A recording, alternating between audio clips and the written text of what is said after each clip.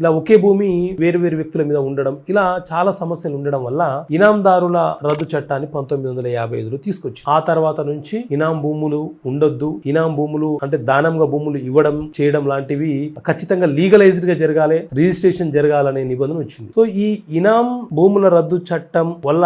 మనం ఏం తెలుసుకోవాలంటే 1955 కంటే ముందు ఎవరైతే ఒక భూమి యొక్క ఇనాందారులైతే ఉన్నారో వారు మాత్రమే ఆ భూమి యొక్క యజమానులు,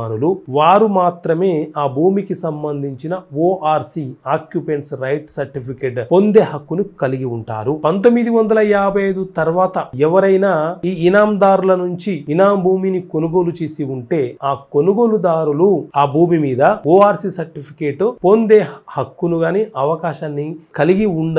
ఉండలేరు అని చెప్పి రీసెంట్ గా తెలంగాణ హైకోర్టు ఒక కేసులో ఈ వ్యాఖ్యానాలు చేయడం జరిగింది.